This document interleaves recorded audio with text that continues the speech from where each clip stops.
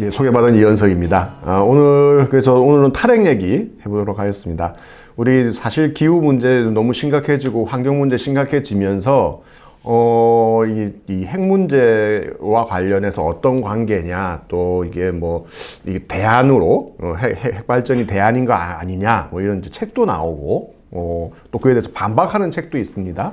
이런 것들이 있고 해서 많은 분들이 좀 혼란스러우실 텐데, 오늘은 좀 큰 얘기로 해서 탈핵이 어떤 관점으로 해서 지금까지 진행해 왔는지 그 말씀 좀 드리고, 그리고 기후위기 관련해서 어떤 좀 연관성이 있는지도 함께 좀 말씀을 좀 드리는 것으로 그래 보겠습니다. 시작하기에 앞서서 가장 기본적인 것들 몇 개만 좀 말씀을 좀 드리고 시작을 해보면 좋겠습니다. 이게 우리나라 전체 에너지 현황입니다.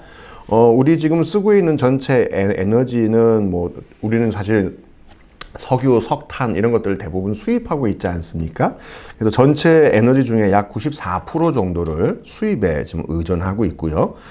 그 중에서 이제 그 1차 에너지, 우리 자연 상태에서 캐낸 최초의 상태의 에너지를 1차 에너지라고 부르는데, 1차 에너지 기준으로 하면은 지금 핵발전이 차지하고 있는 비중이 전체 한 9.2% 정도 되고 있습니다. 보시면은 아직도 석유가 전체 중에 한 40% 정도를 차지하고 있고요. 그 다음이 이제 LNG, 천연가스고요. 그 다음이 이제 유연탄, 석탄입니다. 그리고 핵발전, 무연탄, 수력, 신재생에너지, 기타 등등등 이렇게 됩니다. 사실은 이 핵발전이라고 하는 것은 뒤에도 한번 강조해서 말씀을 드릴 건데요. 이 원자력, 우라늄을 가지고 핵분열을 일으켜서 나오는 이것은 전기에만 쓰고 있습니다. 예를 들면 석유 같은 경우는요, 우리 석유 난로를 떼기도 하고 차를 움직이는 데도 쓰기도 하고 석유 화학 제품도 만들고 다양한 그런 형태로 쓰는데, 사실은 이제 핵발전은 특성상 전기를 만드는 데만 딱 쓰이게 되는 거죠. 다른 가스나 석탄이나 다른 부분들도 보면은 예를 들면 이제 석탄 같은 경우에 연탄을 만들어서 그걸로 보일러로 그냥 태우기도 하고 그러지 않습니까? 하지만 이제 그런 특성이 있다. 이렇게 해서 이제 자연 상태에서 있는 1차 에너지를 우리가 다른 걸로 전환해서 쓰게 됩니다. 그래서 이제 전기 분야를 중심으로 해서 말씀드리면 통계가 약간씩 달라지고 있기는 한데, 여전히 전기 쪽에서는 전체의 약 40% 정도는 유연탄, 석탄을 통해서 전기를 생산하고 있고요. 얼마 전까지만 해도 핵발전이 2등이었는데 지금 최근 몇 년 사이에 핵발전이 약간 줄고 늘고 하면서 핵발전하고 LNG 두 가지가 왔다 갔다 하고 있습니다. 거의 비슷한 비중을 차지하고 있는데요. 2018년 기준으로 하면은 LNG가 조금 더 많았습니다. 그 다음에 이제 핵발전 23%, 나머지 석탄, 수력, 재생에너지, 기타 등등등 이렇게 되어 있습니다. 그래서 사실상 우리나라 전기는 지금도 석탄을 중심으로 쓰고 있고, 핵발전은 두 번째 혹은 세 번째 정도로 해서 우리나라 전력에서 굉장히 큰 비중을 차지하고 있다, 이렇게 말씀드릴 수 있을 것 같습니다. 자, 이 전기 관련해서 오늘은 사실은 에너지 문제를 중심으로 얘기를 많이 하는 때가 아니어서 여기는 그냥 짧게 하고 넘어가겠는데요. 각 나라마다 이 에너지원의 비중이 특히 전기 분야에서 굉장히 많이 차이가 있습니다.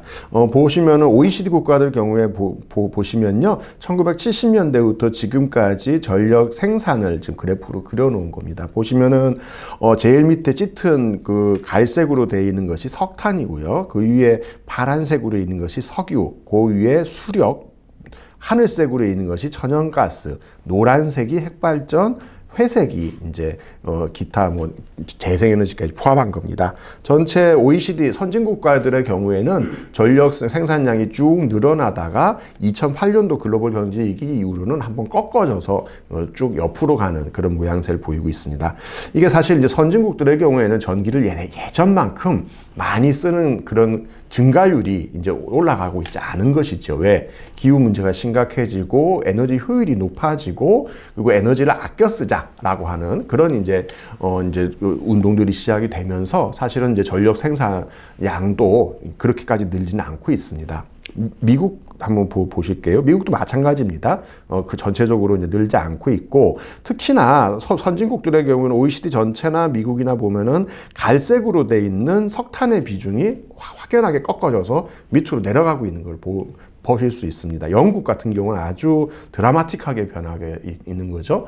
영국은 2014년, 15년 정도까지만 하더라도 우리처럼 전체 전력의 40%를 석탄이 차지하고 있었습니다. 하지만 지금 현재는 거의 모든 석탄 화력발전소가 멈춰 있고요. 내년도 2022년이 되면은 모든 석탄 화력발전소를 폐쇄할 계획을 갖고 있습니다. 불과 몇 년 사이에 이렇게 밑으로 뚝 떨어지게 되는 거죠. 핵발전의 경우에는 보시면은 OECD 전체나 뭐 미국이나 영국 같은 경우 뭐 외국에 보면은 해외도 핵발전소를 많이 짓고 있습니다라고 얘기를 하고 있습니다만은 이 폭이 그렇게 많이 늘고 있지 않은 걸 보실 수 있습니다. 심지어 영국 같은 경우는 국내 핵산업계에서는 계속 핵발전소를 짓는 나라다라고 얘기하고 있습니다만은 줄고 있고, 오히려 반면 회색으로 있는 재생에너지가 더 많이 늘고 있는 것을 보실 수 있습니다. 사실 이런 것들은 사실 이제 전 세계 에너지원이 석탄을 중심으로 해서 한번 변화가 그러니까 전체 전력 생산량이 주는 게 첫 번째겠고요. 두 번째는 기후 문제가 심각해지니까 석탄을 중심으로 해서 급격히 줄어드는 그런 양상들이 보이고 있고, 그리고 핵발전의 경우에도 나라에 따라 다릅니다만은 계속 줄고 있는 양상으로 되고 있다. 독일 한번 보여드릴게요. 독일 같은 경우도 비슷합니다. 전력 수요는 그렇게 늘고 있지 않고, 여기는 탈핵을 해야 된다라고 그동안 정부 정책들이 되어 있다 보니까 노란색으로 있는 핵발전 비중이 확연하게 줄어드는 것을 보실 수 있습니다. 내년도 2022년이 되면은 독일도 이제 모든 핵발전소를 멈추는 계획을 갖고 있고요. 독일은 이제 석탄과 관련해서는 지금 또 40% 이상의 전력을 석탄에서부터 얻고 있는데, 독일은 2038년도까지 이 석탄 화력발전소를 모두 멈추는 그런 계획을 갖고 있습니다. 그래서 탈핵과 탈석탄이라고 하는 것들이 사실은 둘 다 뭐 동시에 진행되는 나라도 있고, 나라에 따라서는 조금 순서의 차이를 두고 각각 진행되는 그런 형식으로 되고 있다. 심지어 가장 밑에 있는 프랑스 같은 경우 보시면은 지금 전체 전력의 약 75% 정도를 핵발전에 의존을 하고 있습니다. 하지만 이 프랑스조차도 2035년도까지 핵발전 비중을 지금 75%에서 50% 이하로 줄이기 위한 노력을 하고 있습니다. 법에 관련한 내용들이 들어가 있고요. 그런 측면들에서는 지금이 전체적으로 에너지 정책의 대격변기다, 이렇게 보시면 될 것 같습니다. 한국은요, 똑같은 연도의 그래프를 그려놓은 겁니다. 밑에서부터 석탄, 석유, 수력, 천연가스, 노란색 핵발전. 사실 전체 양이 계속 똑같이 증가하면서 그 비중도 그대로 거의 유지되는 그런 양상을 보여주고 있습니다. 한국은 사실 지금까지 뭐 저탄소 녹색 성장을 해야 된다, 뭐 에너지를 아껴야 된다, 기후위기 대응을 해야 된다라고 했으나, 어쨌든 그런 말로 하는 것들과 별개로 큰 틀에서는 변하지 않고 계속 늘어나는 양상을 보여왔습니다. 그나마 조금 다행인 것은요, 지금 이 통계 그래프가 지금 외국의 통계 그래프는 이제 모은다고 시간이 걸려가지고 조금 지난 건데, 이게 바로 최근 지난달에 나온 따끈따끈한 데이터입니다. 우리나라 전체 이제 전력을 거래하는 양을 그래프로 그린 것인데요. 보시면은 작년도 2020년도의 경우에는요, 다 아시는 것처럼 코로나19 때문에 전 세계적으로 에너지 소비가 줄었습니다. 근데 많은 분들이 조금 잘 모르고 계신 것 중에 하나가 2019년도, 그 바로 전해죠. 2019년도가 우리나라가 사실 IMF를 제외하고는 전력 수요가 계속 증가해 오는 나라였는데, 2019년도가 처음으로 그런 뭐 큰 외부의 변화 없이 전력 수요가 줄어들었던 첫 번째 해였습니다. 그래서 보시면은 2018년도 53만 7천 기가와트 아워 정도의 전력을 썼었는데요. 2019년도에 52만 9천, 숫자로는 그렇게 많지는 않습니다만은 약간 줄었죠. 그리고 작년도 코로나19가 있으면서 그거보다 더 줄었습니다. 올해 데이터가 어떻게 나올지는 두고 봐야겠습니다만은, 어쨌든 우리나라도 지금까지는 전력 수요가 계속 증가하는 추세를 보였다면, 우리는 이제 좀 정체 정도 수준에서 더 꺾어지는 것까지는 시작을 했다. 그런 면에서는 이것은 사실 굉장히 좋은 신호입니다. 탈석탄이든 탈핵이든 에너지를 전환하는 데 있어서 전력 수요가 더 이상 늘지 않기 때문에 노후한 발전소, 낡은 발전소부터 새로운 발전소를 교체해 들어가면서 그게 재생에너지로 바꿔 들어간다면 우리도 이제 에너지 시스템을 바꿀 수 있는 좋은 기회가 됐다. 이렇게 말씀드릴 수 있습니다. 자, 우리나라는 그간 사실 재생에너지가 꼴찌라는 그런 그 비판을 많이 받아왔고요. 이건 2018년도 데이터입니다. 최근은 조금 올라서 한 7%까지 증가하긴 했습니다. 어쨌든 전체 전력 중에서 재생에너지의 비중이 그동안 굉장히 낮은 나라였고, 심지어 중국 데이터를 한번 보시면요. 이게 왜 혼자서 자꾸 움직이냐?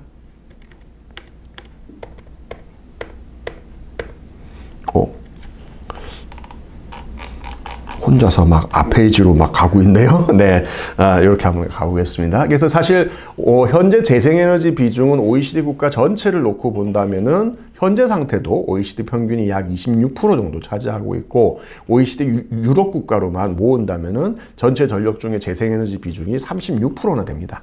사실 이런 면들을 봐서는 우리나라는 굉장히 늦은 상태고요. OECD 국가 중에서만 늦은 게 아니라 사실은 중국을 한번 보실 필요가 있습니다. 중국에 대해서 국내 모 언론들에서는 핵발전소 많이 짓는다. 그래서 뭐 서해안을 중심으로 해서 엄청난 핵발전소가 들어와서 한국에 피해가 많을 거다. 이런 언론 보도가 많이 나왔습니다.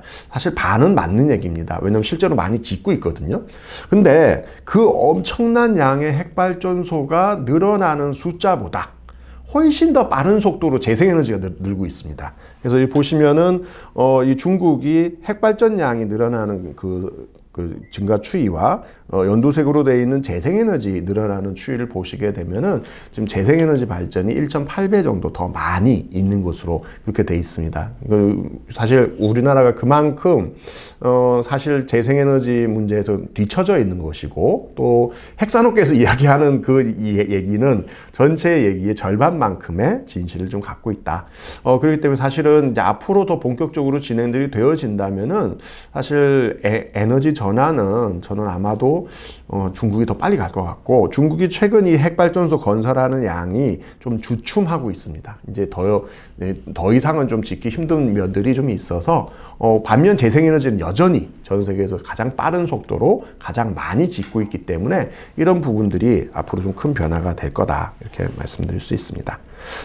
자, 우리 또 재생에너지 얘기를 할 때 우리 그 탈핵 얘기를 할 때 빠지지 않는 주제 중에 한 개가 두산중공업처럼 기존의 핵발전소를 건설하는 업체들의 문제점들, 뭐 이런 것들 많이 얘기를 합니다.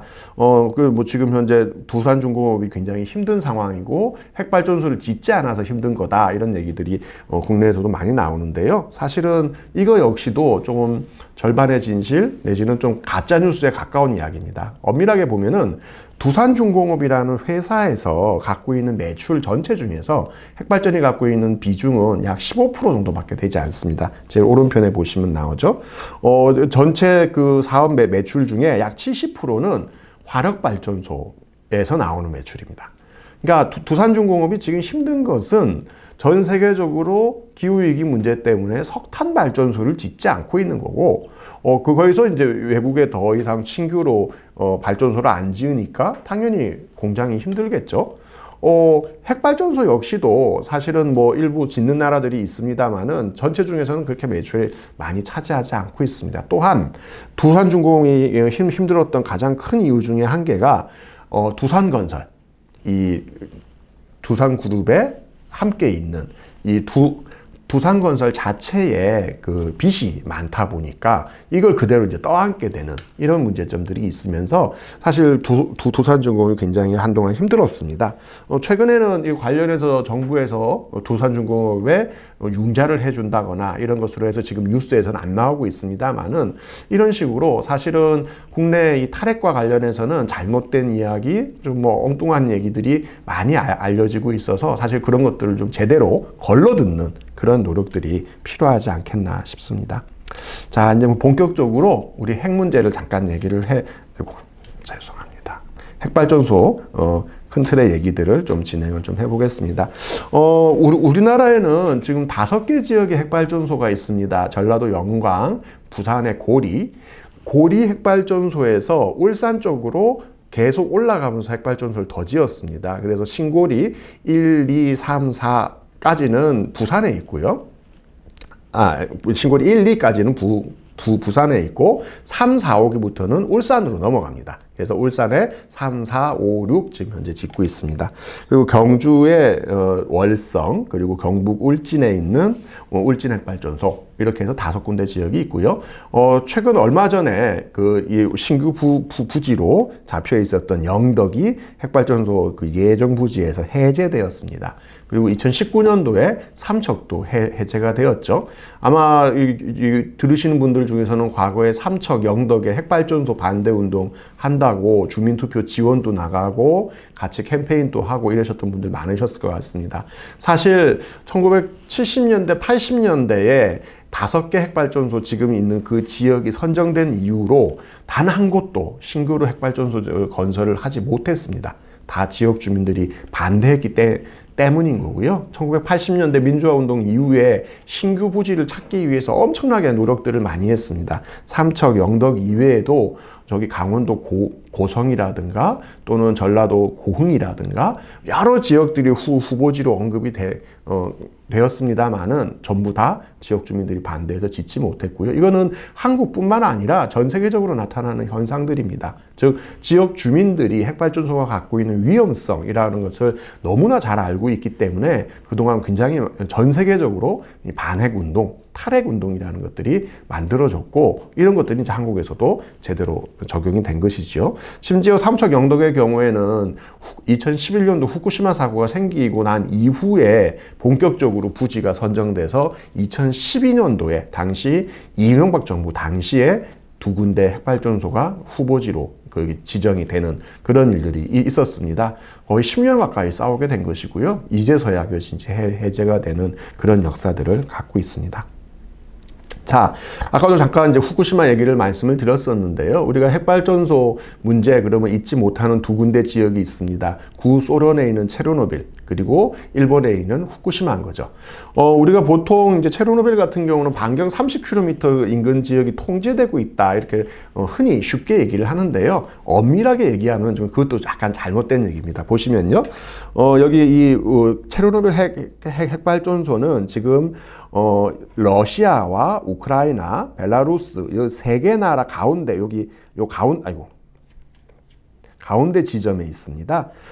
여기 보시면은 짙은 색으로 이렇게 동그랗게 모양이 만들어져 있지 않습니까? 이 짙은색 구역이 대략 반경 30km 구역입니다. 여기는 이중으로 철책선이 쳐져 있고요. 왜 철책선이 쳐져 있냐면은 이 동네에서는 돌 하나 아니면은 길에 굴러다니는 나무 토막 하나를 들고 오더라도 테러에 쓰일 수 있습니다.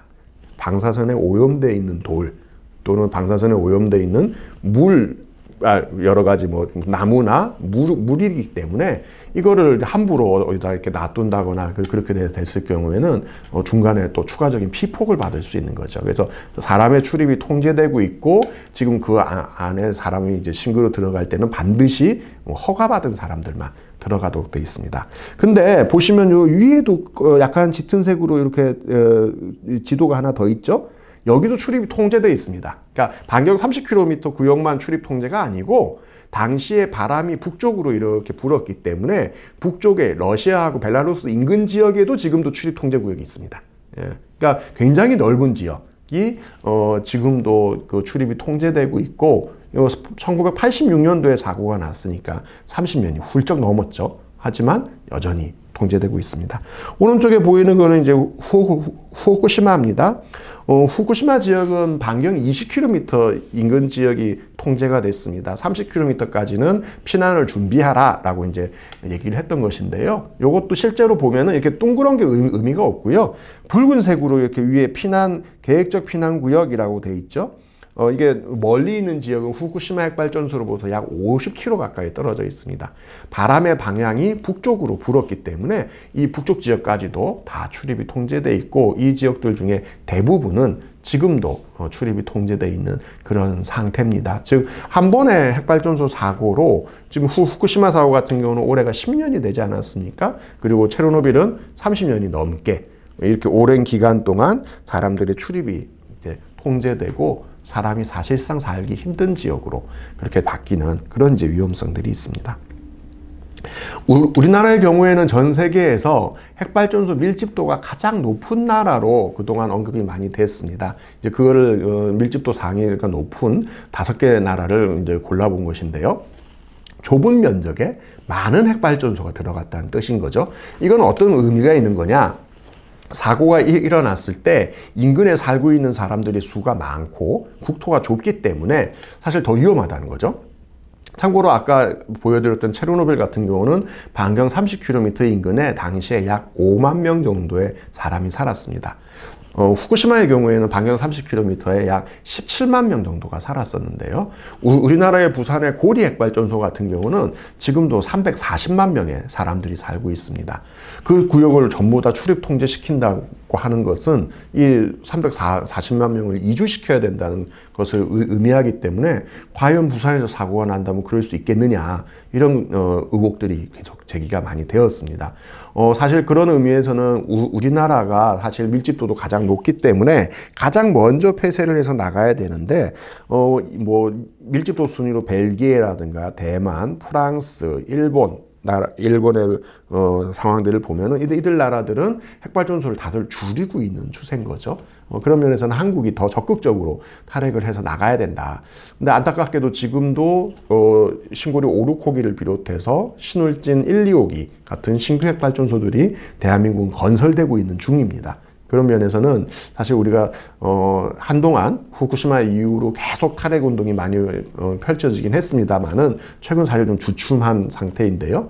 사실 이 핵발전소를 어떻게 빠르게 한국에서 이제 완전히 없앨 것인가, 이런 논의들이 필요한 상황이지 않나 싶습니다. 자, 핵발전소 얘기를 할 때 오늘 또 이제 생태 정의 이런 얘기를 하는데요. 사실 핵발전소를 반대하는 이유는 전 여러 가지가 있다고 봅니다. 제가 그 텍스트로 같이 나눠드린 글에 보면은 독일에서 나온 글인데요. 핵발전소에 반대하는 100가지 이유라는 글이 있습니다. 어떤 걸 좋아하는 이유, 어떤 걸 싫어하는 이유는 굉장히 다양할 수 있겠죠. 저는 그 중에 한 개가 핵발전소의 경우에는 사고가 났을 때 위험하니까 문제가 된다. 저는 그게 첫 번째 이유라고 봅니다. 두 번째는 핵발전소의 연료로 사용되는 우라늄을 채광할 때부터 농축하고 핵발전소에 쓰고 폐기할 때까지 이 과정 전체에서 사고가 일어나지 않는다 할지라도 너무나 많은 차별과 불평등이 생기게 된다는 것이죠. 그건 굉장히 핵발전소가 갖고 있는 큰 문제점이라고 봅니다. 자, 일단은 그걸 설명드리기 위해서 핵연료가 채굴될 때부터 완전히 폐기될 때까지 한 사이클을 간단하게 보여드리겠습니다. 핵발전소 그러면은 이게 뭐 첨단의 어떤 기술에 있는 어떤 거인 것 같지만은 사실 자연 상태에 존재하는 우라늄이라는 광물을 가지고 그걸 농축해서 물을 끓이게 되고 그 끓인 물을 가지고 발전기에 터빈을 돌리는 그런 기본적인 원리를 갖고 있습니다. 따라서 우라늄 광산에서 우라늄을 채굴하는 것부터가 시작이 되겠죠. 사실 지금 우리 쓰고 있는 우라늄의 대부분은 미국이나 호주 같은 데서 이제 수입을 해오고 있는데요. 사실 우라늄 광산 인근에서 이 우라늄 광산 채굴 과정에서 피폭되는 사례들이 지금도 끊임없이 나오고 있습니다. 또한 이 채굴한 우라늄을 정제해서 농축하게 되는데요. 그 농축 과정에서 많은 전기, 에너지들이 들어가게 되는 거죠. 그래서 미국 같은 경우에는 이 농축을 하기 위해서 별도의 농축 공장에만 석탄 화력 발전소가 2기가 딸려 있는 그런 그 동네가 있을 정도로 굉장히 많은 양의 전력이 쓰이게 됩니다. 따라서 우리가 나중에 뒤에서 잠깐 강조해서 말씀드리겠습니다만은 핵발전에서 나오는 온실가스가 없다라는 것은 엄밀하게 얘기하면은 사실이 아닙니다. 우라늄을 태우는 과정에서는 온실가스가 안 나오겠습니다만은 이렇게 우라늄 광산에서 우라늄을 채굴하고 농축하고 또 끝나고 나서 이제 핵폐기물을 폐기하는 과정, 이 전 과정을 놓고 본다면은 지금도 끊임없이 화석 연료를 사용하고 있고 이런 부분들이 전체적으로 다 포함돼야 된다는 것이죠. 자, 농축되어 있는 상태의 우라늄을 국내에서는 이 파란색으로 보이는 요 파트만 이제 국내에서 하고 있는데요. 이 우라늄을 우리는 보통 발전소에 쓰는 거는 3%에서 5% 정도 농축된 거를 사용합니다. 근데 이거를 95%까지 농축 비중을 높이게 되면요. 우리가 알고 있는 우라늄 폭탄의 연료로 사용이 되게 됩니다. 우리 히로시마와 나가사키의 핵폭탄이 1945년도에 떨어지지 않았습니까? 그 중에 히로시마에 떨어진 것이 우라늄 폭탄이고요. 이렇게 발전소에서 핵연료를 태우고 남으면은 남은 그 사용 후 핵연료 쓰고 남은 폐핵연료인 거죠.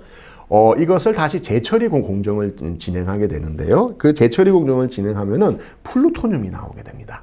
이 플루토늄을 이용해서 또 역시 핵폭탄을 만들 수 있고요. 이것이 이제 일본 나가사키에 떨어졌던 플루토늄 폭탄이 되겠습니다. 그래서 사실 핵발전이라는 것은 기본적인 기술 자체가 과거에 핵무기를 만들고자 했었던 그 기술을 그대로 갖고 온 것이기 때문에 사실 핵무기 기술과 핵발전 기술은 딱 칼로 이렇게 자르기에 힘든 그런 면들이 있습니다.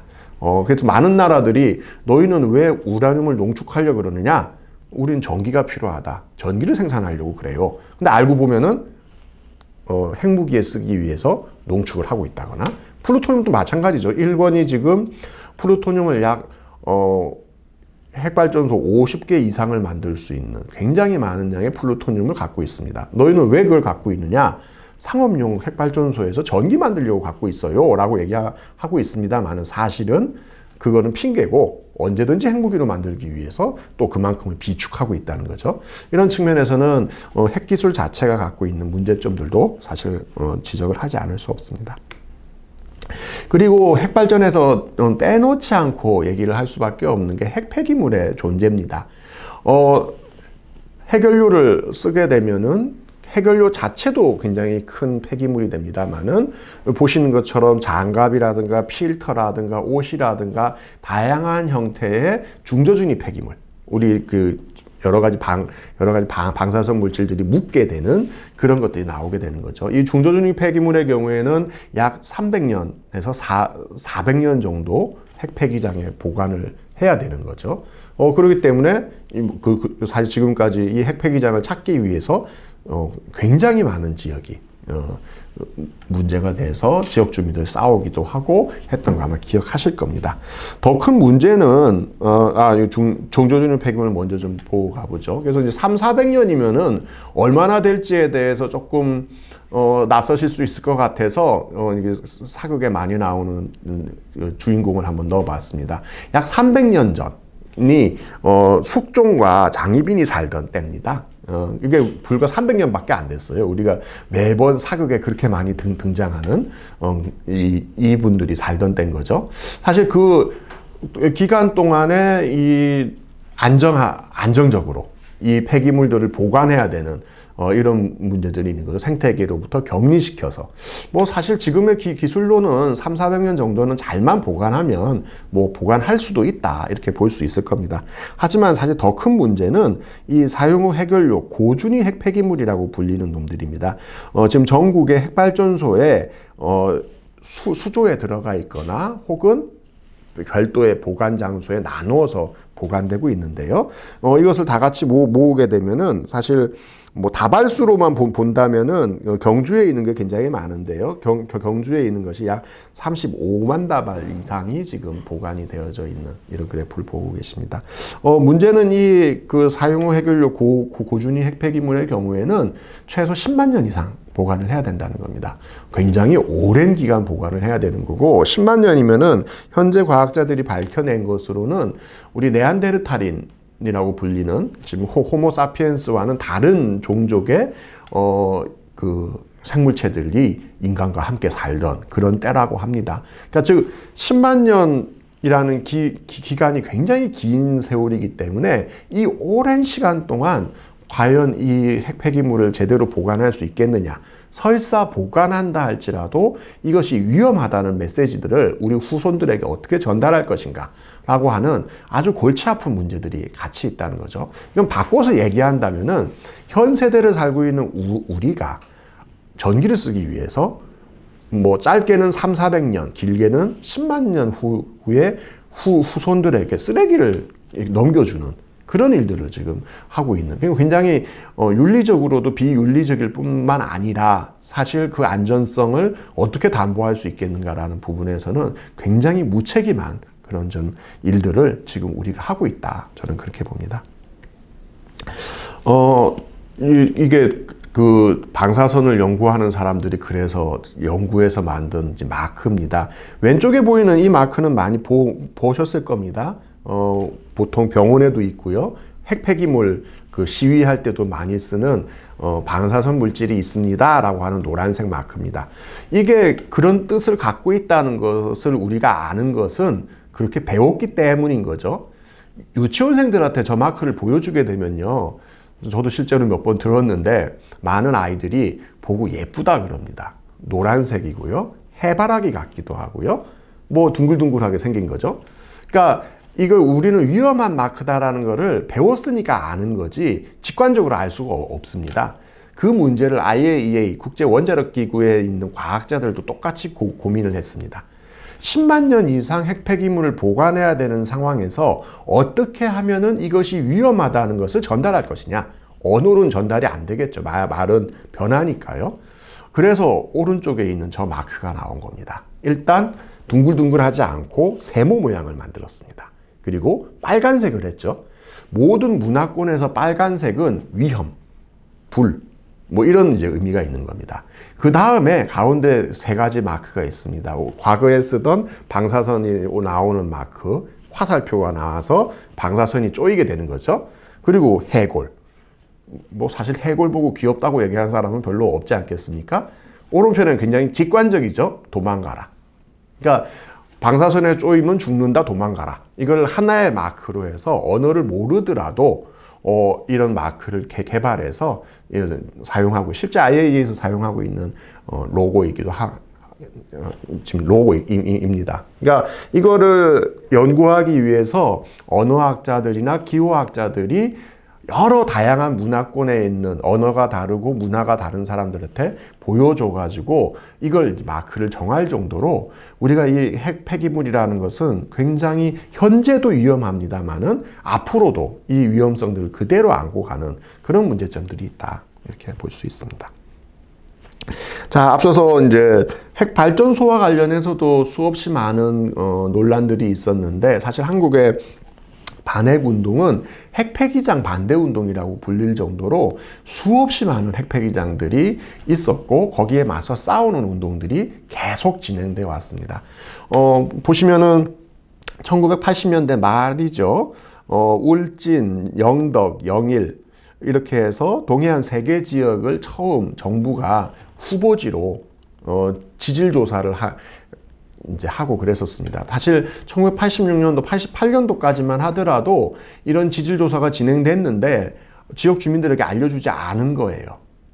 전혀 모르고 있다가 89년도 초에 이제 87년 민주화 운동이 진행되고 나서 국회에서 국정감사라든가 본격적으로 정부의 상황들을 이제 파악하게 되게 되니까 89년도 국회에서 처음으로 동해안 3개 지역에 지질조사가 진행되고 거기에 핵폐기장을 만들려고 한다 라는 것을 알게 됐습니다. 사실 앞서서도 영덕 말씀을 드렸었는데요. 영덕은 당시에 굉장히 격렬하게 싸웠던 지역이고 우리나라의 핵폐기장 반대 운동이 처음으로 시작된 지역입니다. 근데 이후에 보시게 되면요, 계속 반복됩니다. 그 다음에 이제 여기를 못하게 되니까 1990년도 안면도 추진을 하다가 다시 3차로 91년도부터 93년도 보시면요, 울진, 영일, 안면도 또 나옵니다. 그 밑에 한번 보실게요. 94에서 95년도 또 추진할 때 보면은 영일, 울진, 구롭도, 또 울진, 영덕 계속 반복적으로 나옵니다.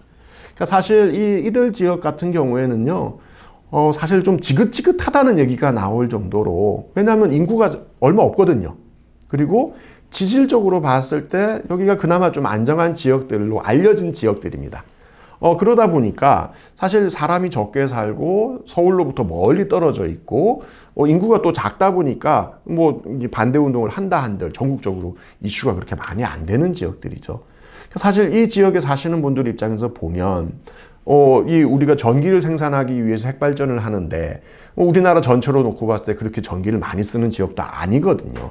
하지만 벌써 80년대부터 2000년도 중반, 최근에 뭐 핵발전소까지 포함한다면은 지금까지도 수십 년 동안 후보지로 지정됐다가 백지화됐다가 또 후보지로 지정됐다가 백지화됐다가 이런 일들이 반복되고 있다는 것이죠. 과연 그렇게 계속 그 특정 지역에 있는 사람들에게 이런 것들을 강요하고 내지는 이게 다 자신의 생업을 팽개치고 계속 반대 운동을 할 수밖에 없는 그런 상황을 만드는 것이 적절하겠느냐. 사실 그런 면들도 굉장히 저는 적극적으로 봐야 되지 않겠나 이렇게 봅니다. 그래서 이걸 뭐 지도상으로 그려보면은 동해안, 서해안, 남해안 뭐 거의 모든 지역이 과거에 핵폐기장 문제로 고통을 겪었었고요. 뭐 이제 안면도 사례, 구롭도, 부안 이건 우리가 그래도 뭐 요즘 교과서에도 일부 나옵니다. 굉장히 많이 언급되는 사례입니다만은 더 많은 지역에서 문제제기들이 있었고 특히 부안의 경우에는 부안의 핵폐기장을 반대하기 위해서 지역 주민들이 자발적인 주민투표를 통해서 부안의 핵폐기장을 막아냈던 그런 이제 경험들을 갖고 있습니다. 2005년도에 이 부안 핵폐기장이 끝나고 난 다음에도 사실은 이 중저준위 폐기장을 관련해서 지역에 굉장히 많은 논란들이 있었고 당시에 경주와 군산 두 군데 지역이 직접적으로 서로 지역 간의 경쟁을 시키는 그런 방식으로 핵폐기장이 지정되면서 이게 좀 작아서 잘 안 보입니다만은 실제로 보게 되면은 두 개 지역의 경상도와 전라도 두 개 지역의 지역 감정을 유발시키는 그런 프랜카드를 걸어서 서로 간에 싸움을 시키는 거죠. 예를 들면 이런 겁니다. 경주 시내에 붙은 프랜카드인데요. 이렇게 써 있습니다. 이것은 군산에 걸린 현수막입니다. 배 터진 경상도 아직도 배고프냐? 경상도 문디들한테 이제 질 수 없다. 라고 전라도에 프랜카드가 붙었다고 알리는 프랜카드가 경주에 붙어 있는 거죠. 사실 지역감정 부추겨서 싸우자. 그래서 우리가 군산에 질 수 없으니 핵폐기장을 경주로 유치하자. 뭐 이런 식의 운동들을 했던 그런 그 사진을 찍어 놓은 겁니다. 당시에 어쨌든 이런 그 많은 일들이 벌어지면서 안타깝게도 경주에 이제 중저준위 핵폐기장이 건설이 되었고 사실 아직 고준위 폐기물 더 위험한 고준위 폐기물을 어떻게 처분할지는 아직까지 정해지지 않은 상태입니다. 따라서 지금 뭐 핵발전소와 관련해서 많은 것들이 조금씩 뭐 이렇게 아까도 말씀드린 것처럼 후보지도 백지화되고 상황이 과거보다는 많이 좋아진 것은 사실입니다만은 앞으로 어떻게 될지도 많이 좀 지켜봐야 되는 그런 상황입니다. 자, 이렇게 좀 넘어가 보고요. 우리 이제 그 탈핵 운동과 관련해서는 이런 부분들도 같이 좀 보셔야 됩니다. 아까 말씀드린 것처럼 신규로 짓는 핵발전소들이 폐쇄돼 더 이상 짓지 않고 백지화되는 것 굉장히 큰 의미가 있죠. 그리고 이제 고리 1호기 우리나라 최초의 핵발전소인 고리 1호기가 폐쇄가 이미 됐고요. 월성 1호기도 지금 폐쇄가 됐습니다. 이건 좋은 일이죠. 더 많은 핵발전소들이 폐쇄돼야 됩니다. 하지만 우리나라에 지금 현재 24개 핵발전소가 있는데요. 이 24개 핵발전소가 모두 다 폐쇄되면은 그럼 이제 탈핵 운동을 할 일이 없느냐? 안타깝지만 그렇지가 않습니다. 왜냐하면은 핵발전소를 해체하는데도 시간이 굉장히 많이 걸립니다. 현재 지금 고리 1호기 발전소를 멈추고 2017년도에 완전히 이제 폐쇄 행사까지 진행을 했는데요. 아직 본격적인 해체 작업에 들어가지도 못했습니다. 2017년도에 쓰면서 4년이나 지나지 지났는데도 그런 거죠. 아직 해체 계획서조차 확정되지 못했고요. 해체 계획서를 확정 짓고 그리고 본격적인 해체가 들어가서 가장 빠르게 해체를 한다면 약 15년 정도의 시간이 걸리게 됩니다. 만약에 이제 나라에 따라서는 지연 해체라 그래서 좀 발전소를 좀 두었다가 시간이 좀 지나면은 이제 각종 방사선 물질들이 반감기에 의해서 줄어들게 되거든요. 그렇게 해서 해체하는 방식도 있습니다. 이런 경우에는 60년 정도의 시간을 두고 지연 해체를 하기도 합니다. 자, 핵발전소를 건설하는데 요즘 신기술로 한 4, 5년, 옛날이면 한 10년 정도 건설합니다. 발전소 운영하는 것은 뭐 짧으면 30년, 길면 한 60년 정도 운영을 하죠. 해체하는데 15년에서 60년이 걸립니다. 그리고 거기서 나온 핵폐기물은 최대 10만 년 동안 보관을 해야 되는 거죠. 실제로 발전소를 운영하는 기간은 30년에서 길어봤자 60년밖에 안 되는데 뒷단에 들어가는 시간들이 어마어마하게 많이 들어가게 되는 겁니다.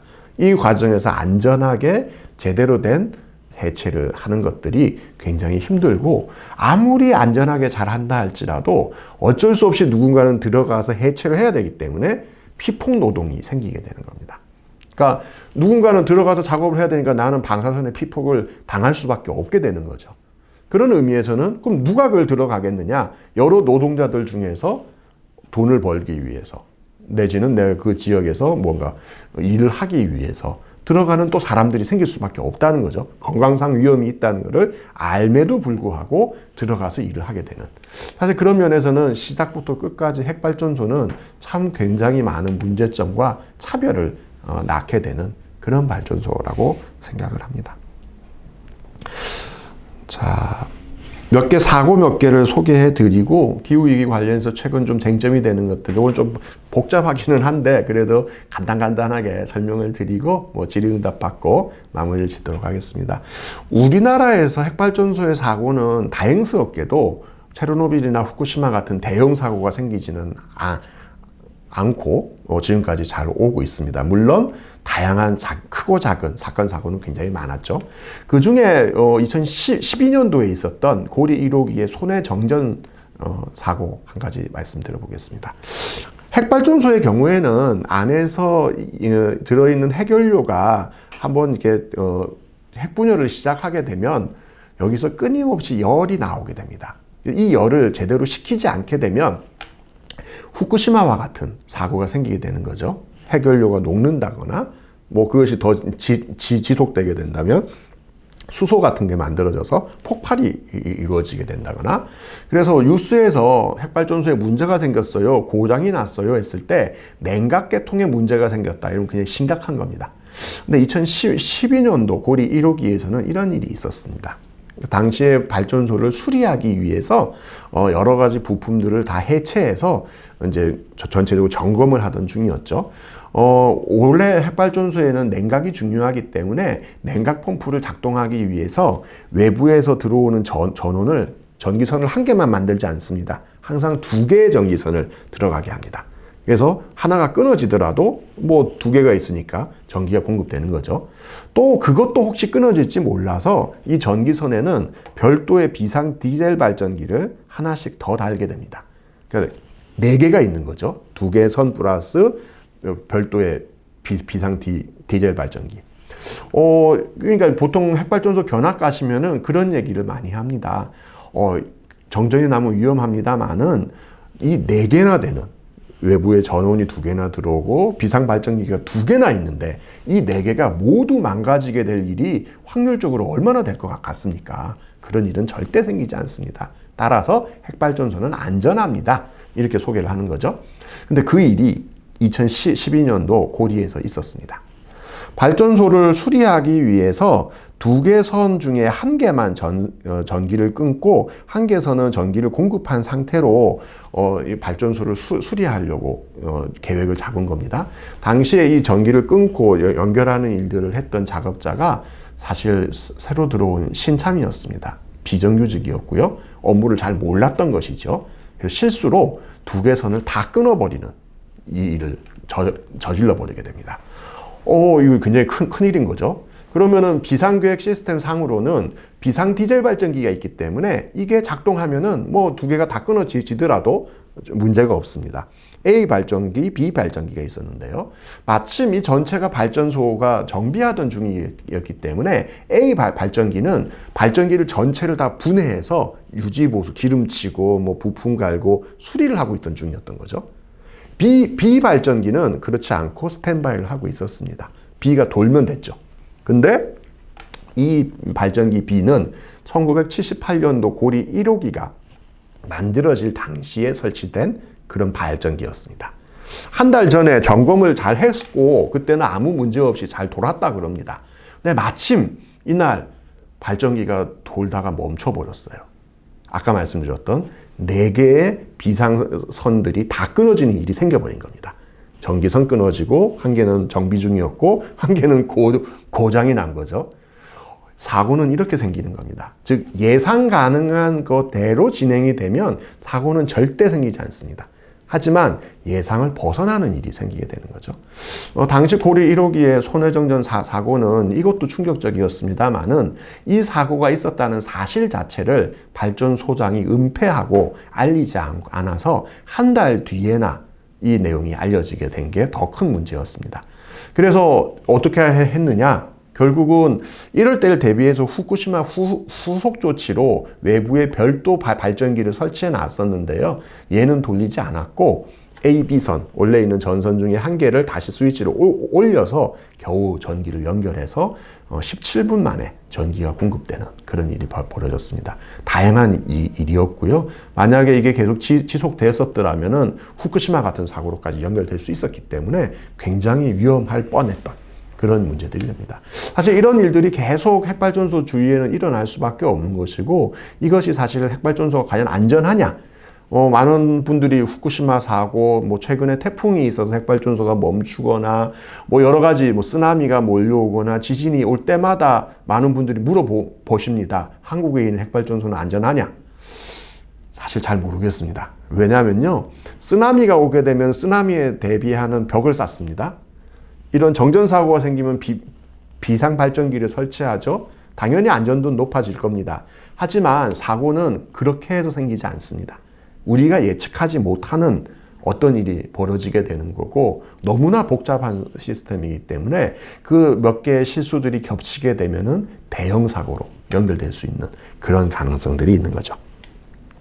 자, 나머지는 조금 넘어가 보겠고요. 우리 후쿠시마 사고 이후에 사실은 기후위기 문제에 대한 대안으로서 핵발전 얘기를 하시는 분들이 지금도 많이 있습니다. 사실 그 이전에도 많이 있었고요. 그래서 사실 우리가 기후 문제와 관련해서 핵발전이 어떤 지금까지 경과로 진행이 됐었는지 간략하게만 설명을 좀 드려보겠습니다. 우리 매년 기후변화 협약회의라 그래서 UNFCCC 기후변화 협약이라는 회의가 진행되고 있습니다. 그 협약 안에서 기후변화를 막기 위한 방법으로서 핵발전을 넣어달라라는 이야기는 1999년도부터 진행이 되어 왔습니다. 중간에 뭐 CDM, JI 이런 표현들이 나오는데요. 그냥 쉽게 말씀드리면은 기후변화에서 온실가스를 저감하기 위한 방법이라고 생각하시면 될 것 같습니다. 그 방법에 핵발전을 넣을 것인지 말 것인지를 사실 99년도 독일에서 있었던 회의, 보온에서 있었던 회의에서 처음 논의가 진행된 거죠. 사실은 핵발전을 갖고 있거나 핵무기를 갖고 있는 나라들 같은 경우에는 핵발전을 포함시켜라는 의견들이 많았고요. 유럽 국가들의 경우에는 이걸 포함시키면 안 된다라고 하는 의견들이 당시 처음으로 충돌하게 됩니다. 그 이후에 사실은 99년도부터 2000년도 사이에 국제사회에서는 엄청난 논쟁이 많이 진행됩니다. 핵발전 넣어야 된다. 넣으면 안 된다. 뭐 이런 식으로 싸웠던 거죠. 2000년도에 이와 관련해서 사실 네덜란드 헤이그에서 열렸던 6차 기후변화 협약 회의에서 크게 한번 윤곽이 잡히게 됩니다. 당시에 사실 그 헤이그에서 열렸던 6차 회의에서는 구체적으로 핵발전을 넣을지 말지 뭐 기타 온실가스를 어떻게 저감할지에 대해서 확정을 짓지는 못했습니다만은 사실 초안에서 우리 당시에 의장이 회의 의장이 발표했었던 의장안에 핵발전을 이 기후변화의 대안으로 넣는 것은 자제해야 할 것을 요청한다 라는 문구가 초안에 들어가게 됩니다. 그 이후에 2001년도에 회의가 계속 지속되면서 논란은 계속되었었는데요. 최종적으로는 당시에 정리가 이렇게 됐습니다.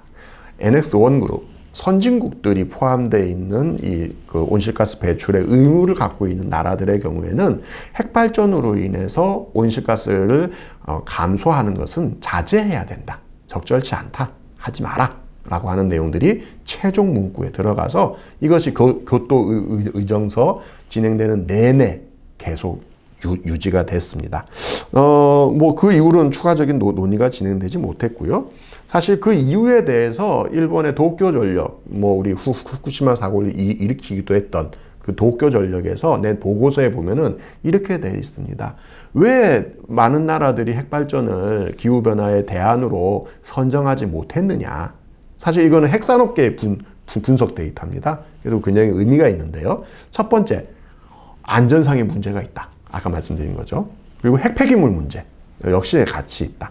그래서 차라리 재생의 에너지를 확대하는 게 더 좋은데 핵발전을 도입하게 되면은 재생에너지 촉진을 오히려 못하게 한다. 이런 게 있는 거죠. 또 하나 이거 굉장히 중요한 문제입니다. 기후변화 협약회의에서 우리가 온실가스의 대안으로 얘기가 되려면은 자, 핵발전을 도입했을 때 과연 이것이 온실가스를 줄이는데 얼마만큼 기여했는지를 따져 묻도록 하고 있습니다. 그냥 내가 온실가스를 그냥 줄였어요. 이래서는 안 되고 제3자가 발전소에 가서 데이터를 검증하고 이거를 체크해야지만 인정 이렇게 되는 거죠. 근데 핵발전은 안보 문제 때문에 세계 각국이 데이터를 공개하지 않는다는 겁니다. 그렇기 때문에 진짜 이게 핵발전이 온실가스를 줄이는 게 맞나? 온실가스를 얼마나 너희는 배출하는데 측정하는 게 너무너무나 힘들다. 굳이 왜 핵발전을 대안으로 만들어야 되느냐? 라고 하는 논의들이 벌써 20년 전에 한번 정리가 됐다는 거죠. 하지만 사실은 이런 얘기들은 너무 복잡하고 힘들고 이러다 보니까 사실 제대로 알려지지 못한 상태에서 우리 주위에서는 야, 온실가스 핵발전 안 나오지 않냐? 이거 대안이지 않느냐? 이런 얘기들이 많이 나오는 거죠. 사실 그와 관련해서는 다양한 연구들이 있습니다. 그 중에서 가장 널리 알려진 게 영국의 소바쿨이라고 하는 교수님이 이제 연구하신 데이터입니다. 전 세계에서 각각의 에너지원별로 온실가스가 얼마나 많이 배출되는지 관련한 논문 100개 이상을 추려가지고 그 데이터들을 비교한 겁니다. 그 데이터를 보시게 되면요. 아까 말씀드린 것처럼 우라늄을 채굴할 때, 발전소를 건설할 때, 운영할 때, 그리고 핵연료를 보관하거나 폐로할 때 온실가스가 나온다는 겁니다. 그리고 그것을 다른 풍력이나 태양광과 비교해 보게 되면은 물론 그 핵발전에서 나오는 온실가스의 양은 석탄이나 천연가스에서 나오는 양보다는 획기적으로 적죠. 보시면은 천연가스는 1kWh당 약 443g, 석탄의 경우는 960g 정도 나오는데 핵발전은 66g 정도 나오는 것으로 되어 있습니다. 하지만 풍력, 태양광은 뭐 66이 아니라 9에서 10 정도로. 풍력과 태양광에서도 온실가스가 나옵니다. 왜냐면은 그 발전기를 만들고 운영하고 하는 과정에서 또 여러 가지 자원들을 사용하기 때문인 거죠. 온실가스가 하나도 안 나오는 에너지라는 것은 존재하지 않습니다. 하지만 어쨌든 이제 소바쿨의 연구에서는 핵발전이 재생에너지보다 온실가스를 더 많이 배출한다. 물론 화석에너지보다는 적다. 이런 이제 연구가 있고요. IAEA에서도 이 기후위기와 기후변화와 핵발전이라는 보고서를 매년 내고 있습니다. 이제 거기서 나오는데요. 이건 좀 더 구체적입니다. 온실가스 이외에도 기후위기를 일으키는 온실가스들은 종류가 굉장히 많습니다. 이런 것들도 핵발전소에서 쓴다는 거죠. 그렇기 때문에 그 전체를 사실 이제 평가를 해야 된다라고 하는 것이고요.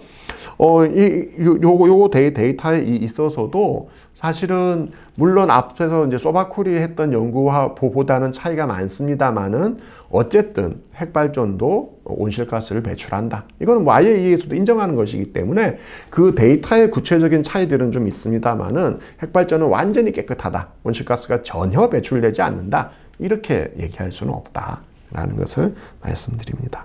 뭐 그런 이제 여러 가지 데이터를 보여준 것이고요. 자, 넘어가 보겠습니다. 최근에 IPCC 1.5도시 보고서가 되면서 온실가스를 줄여야 된다. 뭐 이런 표현들이 많이 나오는 것들 아마 기억하실 겁니다. 이거 사실 이제 앞으로 온실가스를 줄이기 위한 우리의 좀 전 세계적인 어떤 기본적인 권고 사항으로서 언급이 많이 되는 보고서죠. 이 보고서 뒤쪽에 여러 가지 시나리오들을 언급하면서 핵발전이 언급되어 있습니다. 이거에 대해서 특히 핵산업계 쪽에서는 온실가스를 줄이는 거에 대해서 핵발전이 필요하다는 것을 IPCC라는 국제기구에서도 인정했다. 뭐 이렇게 얘기를 하는데요. 사실 기사를 조금만 검색해 보시면요. 당시에 이 보고서를 발표할 때 기자회견을 하면서 질의응답 시간에 똑같은 질문이 나왔습니다. 보고서에 보니까 핵발전이 언급이 있는데요. 요 내용들에 대해서 IPCC는 인정하는 것인가요? 답은 이랬습니다. 저희는 각각의 에너지원이 갖고 있는 특성을 가지고 시나리오를 제시한 것 뿐이고 어떤 걸 선택할지는 각국 정부의 정책에 달려 있는 거다. 우리는 이것이 정답이다라고 강제하지 않는다. 라고 선을 딱 그었죠. 사실 이 보고서 뒤쪽에 보게 되면은 핵발전이 갖고 있는 장점과 단점에 대해서 또 잘 언급하고 있습니다. 핵발전의 경우에는 보시면은 뭐 이것이 갖고 있는 온실가스의 양이라든가 이런 생태 환경의 측면에서는 분명히 좋은 이점을 갖고 있습니다만은 사회 문화적인 측면들, 제도적인 측면들에서는 굉장히 낮은 점수를 갖고 있는 걸 보실 수 있습니다. 이 가장 밑에 쪽이죠.